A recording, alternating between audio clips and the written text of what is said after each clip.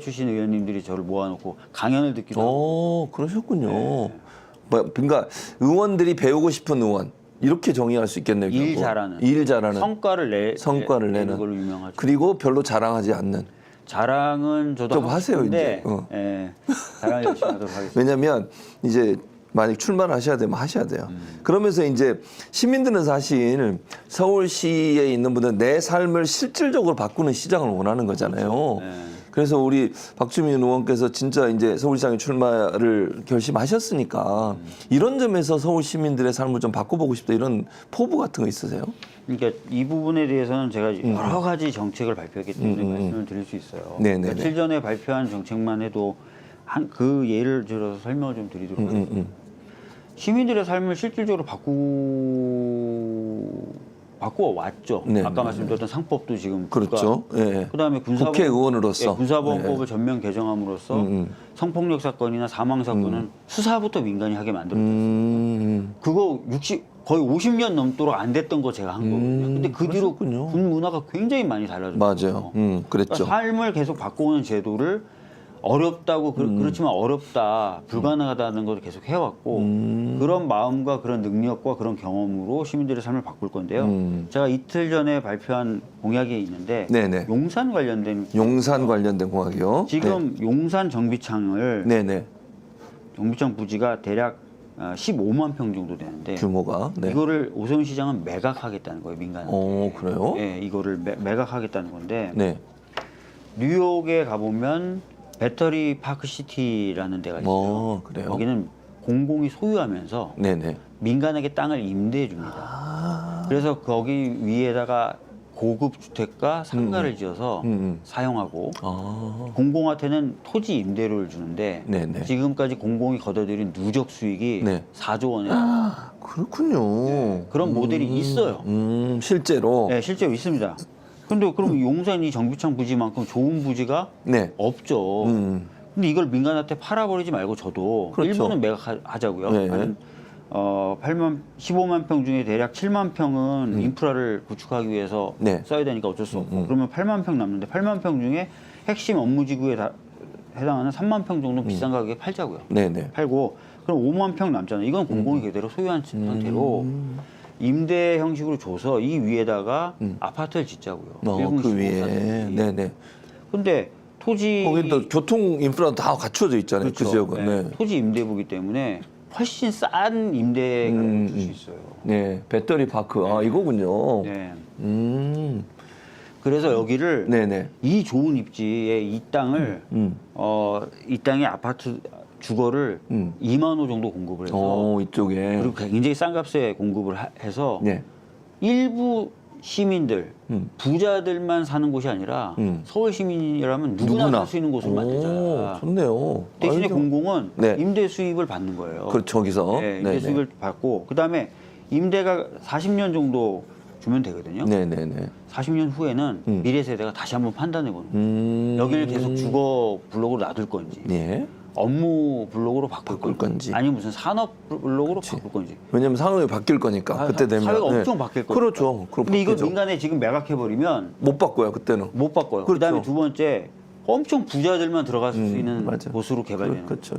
맞아요. 그건 아니잖아요. 그건 아니죠. 네, 그래서 모델도 있어요. 모델도 있고 네. 또 저희가 전문가대로 계산해 보니까 임대 줬을 때 수익 충분히 나오고 저렴하게 주택 공급할 수 있고 가능합니다. 그건 정말 네, 좋은 아이디어인데. 네. 전 이런 제안도 하고 싶어요. 국민연금 같은 경우에 네네. 해외에는 좋은 부동산 많이 갖고 있어요. 우리나라 국민연금. 투자를 해서. 투자를 해서 갖고 임대해서 수익을 얻습니다. 네네. 뉴욕에서도 제일 잘 나가고 제일 좋은 빌딩 갖고 있어요. 국민연금. 우리나라 이런 데 하면 되잖아요. 그렇죠. 하면 되죠. 네. 투자해서. 수익도 걷고 그렇죠. 국민들에게 주거도 주고. 그러니까요. 안정적으로. 네, 안정적으로. 좋은 것 같은데. 40년 정도. 야, 그런 아이디어. 네. 그런 어떻게 보면 실질적으로 삶을 개선할 수 있고 네네네. 가능성 있는 공약들을 내고 있습니다.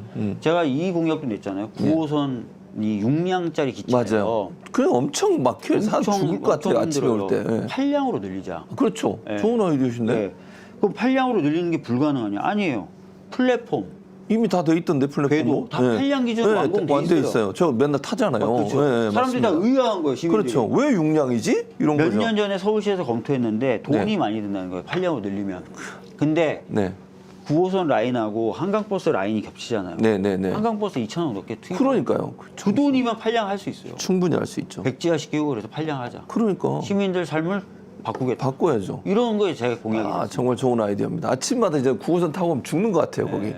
진짜 사람이요. 들어갈 수가 없어요. 너무 사람이 많아가지고. 거기다가 지금 세운 상가. 상가 네, 네, 네. 그것도 지금 보면은 거기 앞에 그냥 고층에 주상복합을 넣겠다는 건데 이게 도시의 기능과 서울 시민의 삶에 어떤 긍정적인 효과가 있습니까? 없죠. 딱 하나밖에 없잖아요. 여기 앞에 네. 있는 토지주들에게 뭔가 지금 빨리 보상을 해주고 네. 개발을 해야 분란이 없다 이거 아닙니까? 네, 맞아요. 근데 제가 그래서 공약을 냈잖아요.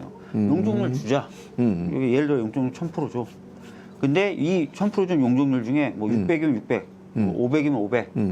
SH가 다시 사자. 아, 그쪽을. 네, 그러면 저층 개발하고 네. 산 돈으로 경제적 보상은 할 수 있잖아요. 그럼 용적률 500이면 500, 600이면 네, 네. 600을 SH가 들고 있어요. 들고 있다가 다른 데 개발할 때 필요한 사람들이 사가. 또는 우리가 개발할 때 그걸 얹어서 써. SH가 개발할 때. 네. 그러면 다 되는 거잖아요. 그러니까. 이 용적률 은행제라고 제가 공약을 발표했는데 많은 전문가들이 극찬을 하고 있습니다. 근데 지금 말씀하시는 도중에 정부에서 주택 공급 관련돼서 발표를 했는데요. 오늘 몇 가지. 발표한다고 네. 근데 보니까 의원님 그 얘기하신 것 중에 잠깐만요. 확인해 볼게요, 제가. 용산에도 있어요, 의원님. 이게 내용 아마 중에 만호 정도. 만호, 네, 맞아요. 용산 업무지기 만 가구 그거 나왔고요. 그리고 은평구 불광동에 한국행정연구원이 있습니까? 있습니다. 그 연구기관 4곳 여기에 1,300가구. 뭐 지역구시잖아요. 이 발표도 잘 된 거라고 보세요. 어떠세요? 그러니까 용산은 네, 네. 저는 지금 매각을 전제로 매각한 뒤에 거기에 만호 정도를 집도를 하겠다는 들어가 거예요. 근데 저는 의원님은 생각이 제가 좀 다른 거군요. 매각하지 거기서. 말고 아, 공공이 가지고. 가지고 있는 상태에서 그것도 좋은 토지를 아이디어인데. 임대해줘서 임대해준 상태에서 주택을 짓게 하고 만호 말고 2만 원 넣자라고 얘기한 거예요. 그 공공이 보유한 상태에서 임대를 해서 주택을 지으면 훨씬 더 싸게 그럴 것 같은데 제 생각도. 네, 민간이 그걸 떠간 안 다음에 돼요. 지금 민간이 무슨 그렇죠. 돈 벌려고 하는 그렇죠. 사람들인데 맞아. 그래서 매각 전제 아니다. 아니다. 저는 차이점 1. 2. 주택을 만호가 아니라 2만 원 원을 공공이 하되 임대 방식으로 하자. 40년 후에는 다시 미래 세대가 판단할 수 있게 하자. 아, 그러네. 그럼 이거는 만약의 경우에 우리 박지문 시장이 되시면 이건 정부하고 조율해서 충분히 바꿀 수 있잖아요. 바꾸면 네, 되고요. 그럼요. 뭐 국민연금이나 이런 공적 투자 기관이 들어오는 게 필요하다 그러면 네네. 제가 또 하고. 얘기하면 되는 거예요. 그러니까 충분히 가능할 것 같은데. 그리고 제가 볼 때는 이렇게 그냥 만호를 공급한다는 걸 끝나버리면 민간이 이익을 얻는 거니까 그렇죠. 공공적 소유로 하는 것도 정말 좋은 아이디어 같아요. 용산 이 주위에 네네. 시세가 2, 30억이에요. 맞아요. 그럼 민간이 만호로 공급하더라도 2, 30억짜리가 또 맞아요. 그럼 일반인은 못 들어가요. 못 들어가요. 네. 근데 제가 말한 방식이면 임대 방식이지만 40년 동안 사실 수 있는 거잖아요. 그렇죠. 맞아요. 그 기간 동안 진짜 평균 임대 시세의 80%까지 폭리를 취할 필요 없지 않습니까? 공공이 적당한 맞아, 수익을 맞아. 얻으면 되지. 그러면 진짜 그리고 다양한 평수를 넣죠. 그렇죠. 공공이면. 맞아요, 맞아요. 10평형도 맞아요. 20평형도. 그렇죠. 그래서 서울 시민 누구나 들어올 수 있게 사는 거예요. 저렴하게. 그렇지. 그리고 이제 공공 40년이 지나면 또 네. 미래 세대 다시 판단하는 거예요. 판단하고 주거로 놔둘 거냐. 그렇죠.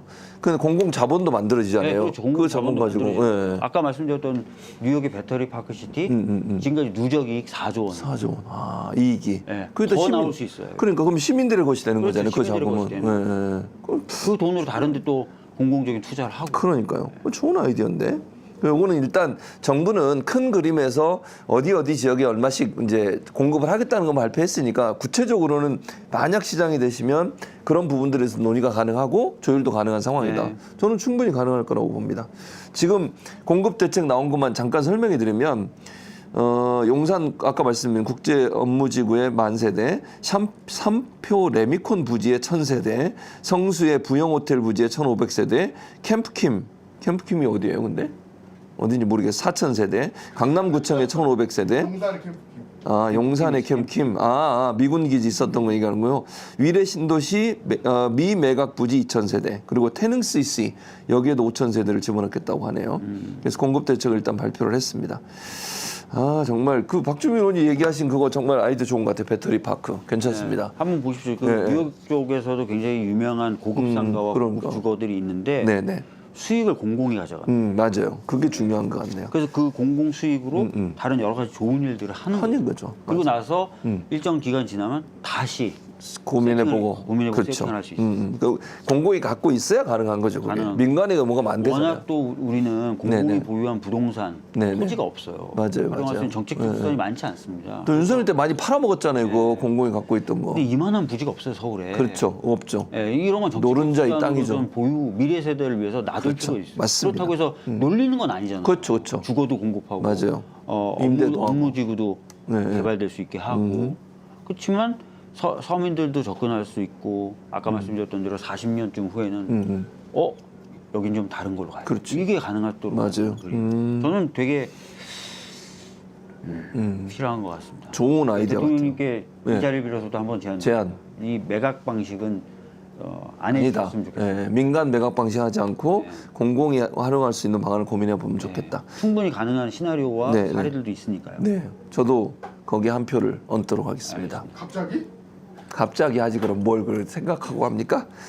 자, 그다음에 박주민 의원은 이제 솔직히 얘기하면 많은 분들이 박주민은 어떤 분이세요?라고 물어보면 거리의 변호사, 인권 변호사 네. 이 이미지잖아요. 네. 근데 이 박주민 의원이 대원 외고를 졸업하시고 네. 서울대 법대를 졸업하셨어요. 물론 요즘 서울대 법대가 사실 좀 인기가 없긴 합니다. 워낙 이상한 분들 욕을 많이 먹고 그다음에 있는데. 사실 로스쿨 도입이면 서울대 법대는 없어졌어요. 아, 그랬어요? 로스쿨 대학원 법학 전문 대학원만 생겼군요. 그게. 법학 전문 대학이 만들어지는 데는 이제 그래서 학부를 없애니까. 이동영 작가가 이거 적극 내세워라. 왜냐하면 이거요? 사실은 이게 이제 강남 지역이나 이쪽 있잖아요. 이쪽 지역에서는 사실 그 출마한 분들에 대한 경력 이런 거 되게 좀 따지는 경향들이 있거든요. 물론 모든 분이 그런 건 아니지만 유권자들 중에 사실은 정말 엘리트 코스죠. 우리나라의 어떤 그 상황에서 본다면 엘리트 코스를 쭉 밟아 오셨는데 일단 이거 많이 알려라 이건 얘기하고 근데 왜 그럼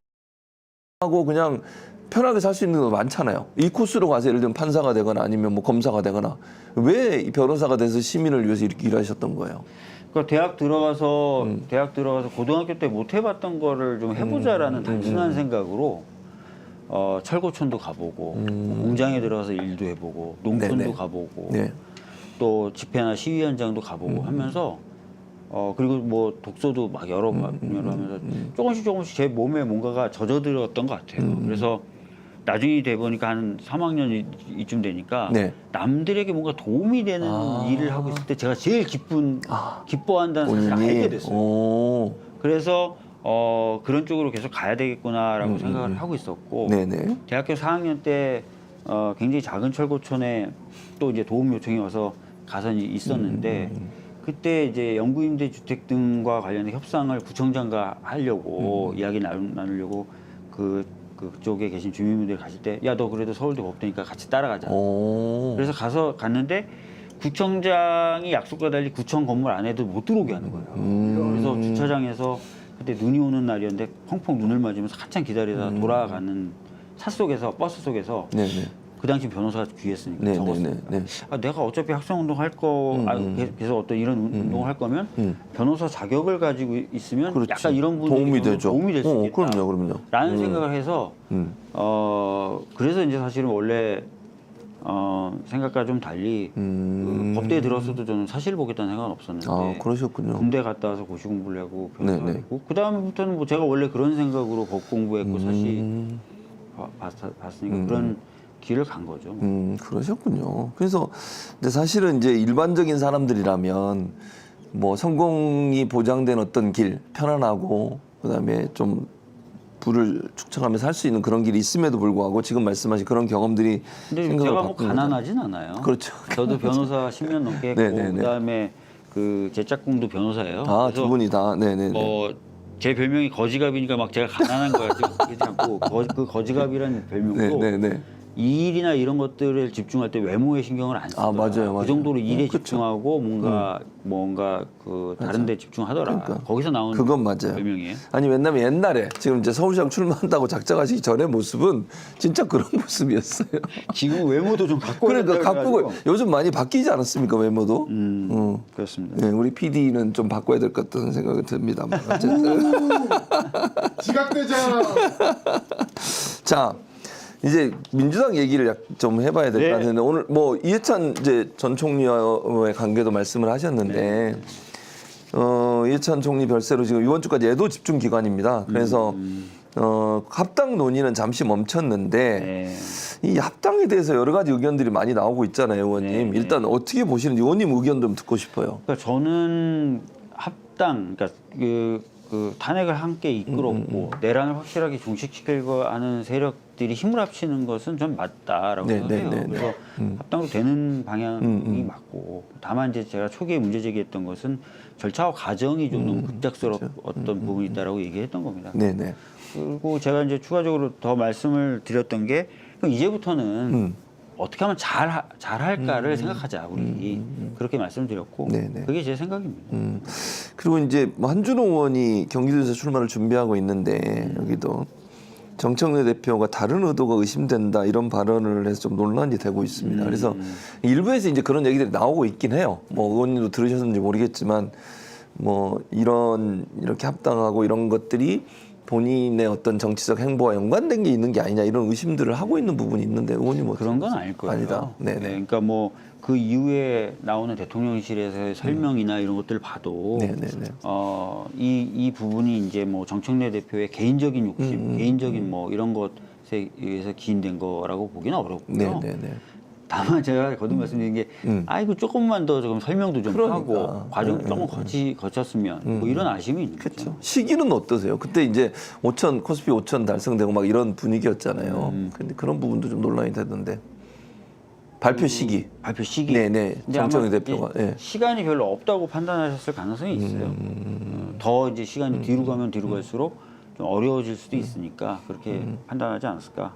또 하나는 이제 합당이 되고 나서도 이제 고민을 해봐야 되는데 지금 보면 뭐 당명 가지고도 약간 충돌이 일어나는 것 같고 그 다음에 이제 뭐 당명은 더불어민주당 해야죠. 그러니까요. 근데 이제 저쪽 조국혁신당에서 약간 좀 불만을 얘기하시는 것 같더라고요. 그리고 또 하나는 지방선거 관련해서는 사실 의원님도 마찬가지지만 예비 무슨 검사인가요? 무슨 뭐 등록을 했다면서요 이미 민주당 안에서 그런 게 있다던데요. 예. 절차가 진행되고 있는데 만약에 합당이 되게 되면 지방선거 전에 이제 후보 관련해서 이런 부분도 이제 논의는 해야 되겠죠. 네. 근데 이게 충돌이 일어나거나 아니면 이미 진행되고 있던 과정들을 또 되돌려야 되는 상황이 되지 않나 이런 우려도 있던데 어떻게 보세요? 그런데 그런 과정에서 벌어질 수 있는 어떤 것들은 있긴 있을 거지만 최소화시켜 나가는 과정이 필요하다고 저는 보고요. 그다음에 만약에 이제 조국혁신당 쪽에 말씀을 좀 드린다면 네네. 조국혁신당이 지금까지 주장해왔던 것들이 이런 거잖아요. 네. 검찰 개혁을 완벽하게 하자. 그렇죠. 그런 거죠. 이런 거라든지 사회권 선진국 이런 얘기 하셨는데 네. 사회권 선진국 이런 얘기 되게 좋잖아요. 그래서 저는 이런 것 차라리 당명 뭐 아니면 무슨 지방선거에서의 뭐 지분 이런 얘기 하지 마시고 네네네. 사회권 선진국 이런 것 좀 하자. 민주당도 동의한다면 이런 것들 적극적으로 받아줘라. 이렇게 얘기하는 게 오히려 더 좋지 않을까 싶어요. 황운하 의원이 오늘 아침에 방송에 나가서 합당을 했을 때 조국 공동대표 해야 된다. 그러니까 저런 그 발언이 문제가 되는 저런 거잖아요. 이야기들은 안 좋은 거죠. 불필요한 얘기라고. 그래서 당에서는 물론 이제 조국혁신당은 부적절했다고 경고를 했다고 합니다. 근데 이런 발언들이 나오게 되면 갈등으로 이제 부각이 되잖아요. 그건 아까 별로 안 좋은 말씀드렸던 거죠. 대로 뭐 사회권 선진국 같은 경우는 우리 민주당 DNA하고도 부합되는 부분이 있잖아요. 맞아요. 조국혁신당이 굉장히 힘주어 왔던 부분이기도 하면서 이런 것들을 좀 적극적으로 하자라든지. 맞아요. 누가 봐도 참 아름다운, 누가 봐도 뭔가 긍정적 변화가 그렇죠. 예상되는 시너지가 일어나는 시너지가 일어나는 예, 예. 이런 이야기들을 많이 하시는 게 저는 좋을 것 같아요. 아유, 좀 어떻게 갈지 모르겠습니다만 또 일부에서 이런 것도 있어요, 의원님. 두 가지. 그러니까 지방선거 얼마 안 남았으니까 합당은 좀 긴 안목으로 하고 일단 선거에서는 그냥 그 협력 관계로 해서 선거를 치르면 어떻겠나 이런 얘기도 있던데 어떻게 보세요? 그거는 이제 지금 이제 양당이 이제 합당에 대한 의사결정을 네. 하고 있는 과정이잖아요. 네. 그게 끝나고 나면 또 아마 현실적인 루트나 이걸 검토하면서 얘기를 해보면 될 것 같은데 자꾸 그런 것들을 갖다 붙이면 그렇죠. 논의가 아예 안 진전이 되죠. 안 돼요. 안 되죠. 예. 좀 아무튼 이거 순서가 있는 것 같습니다. 그러니까요. 근데 이것 때문에 사실은 이제 상당히 좀 당원들이나 지지자분들도 좀 약간 갈등이 있는 것 같고 이래서 뜨거운 감자인 건 분명히 보입니다. 자 이제 마쳐야 되는데 네. 의원님 마지막으로 저 카메라 보시고 네. 이제 서울시장에 도전하겠다고 말씀을 하셨으니까 앞으로 이제 좀 짧게나마 제가 서울시장에 도전하면서 이러이러한 계획을 갖고 있습니다라고 홍보할 수 있는 그런 시간을 좀 드리겠습니다. 뭐한 1분 정도 네네 되면 좋고. 네네네. 지금 제가 봤을 때 지금 이 순간은 서울에게도 결정적인 순간입니다. 얼마 전에 대통령님이 대한민국의 결정적 순간이 왔다라고 얘기하셨는데 제가 봤을 때 서울도 결정적인 순간을 맞이하고 있습니다. 지금까지 보면은 계속 서울이 수축되고 고령화되고 있는 데다가 이게 자체가 하나의 위기죠. 뭔가 변화가 필요하다는 시그널이고 동시에 AI라든지 이렇게 가만히 있어도 뭔가 큰 변화가 대응해야 되는 큰 변화가 지금 또 하나 닥치고 있습니다. 또 하나는 이번 지방선거를 통해서 뭐 대전 충남이라든지 광주 전남이라든지 또는 대구 경북이라든지 또는 부울 경이라든지 이렇게 통합의 흐름이 있고 실제로 몇 개의 메가시티들이 탄생을 하면서 서울시와 경쟁하게 될 겁니다. 동시에 서울은 대통령님 집무실이 이제 세종으로 내려가고요. 국회는 30년이면 세종으로 내려가는 걸로 확정이 되어 있습니다. 그러니까 정치적 수도로서의 역할과 위상에 변화가 생기는 거죠. 그러니까 어떻게 보면 서울이 안팎으로 굉장히 다양한 도전에 직면해 있는 상황입니다. 결정적 순간이죠. 이 순간을 굉장히 잘 이겨내야 되고 또 새로운 미래 비전을 설계해야 되는 시기입니다. 그래서 저는 이 상황은 그냥 관리만 잘하면 된다. 이건 절대 아니다. 이 상황을 제대로 돌파하기 위해서는. 오히려 미래의 것을 갖고 와서 현재의 것으로 만드는 그런 제도 설계, 미래 설계가 필요한 상황이다. 이 상황에서 그동안 남들이 불가능하다, 어렵다, 또는 필요하지만 될까라고 했던 것들을 계속 만들어왔고 꿈꿔왔고 현실화시켰던 그런 제가 한번 이 결정적 순간에 서울의 미래를 설계해보고 싶다라는 마음을 강하게 먹고 있습니다. 그리고 충분히 자신감이 있습니다. 네. 많은 지지와 응원을 좀 부탁드리도록 하겠습니다. 네, 감사합니다. 댓글로 많은 분들이 내가 믿는 박주민 서울시장 했으면 좋겠다. 저도 이번에는 민주당 색채 선명한 박주민 지지하려고요 라는 댓글이 있습니다. 네. 댓글 소개해드린 겁니다. 제가 얘기한 게 아니고요. 또 이게 또 문제가 될 수 있으니까 예. 댓글이 그렇다는 말씀이에요. 그리고 철이님도 꼭 서울시장 되세요 응원합니다 라는 댓글을 보내주셨습니다. 열심히 하겠습니다. 네, 의원님 오늘 또 이렇게 바쁘신데 나와주셔서 고맙습니다. 네. 조만간 또 뵙도록 하고 네. 같이 인사드리겠습니다. 시청자 여러분 오늘 순서 여기서 마치도록 하겠습니다. 저는 내일 아침 11시에 다시 찾아뵙도록 하고 박주민 의원과는 조만간 또 뵙도록 하겠습니다. 함께해 주신 여러분 고맙습니다. 감사합니다.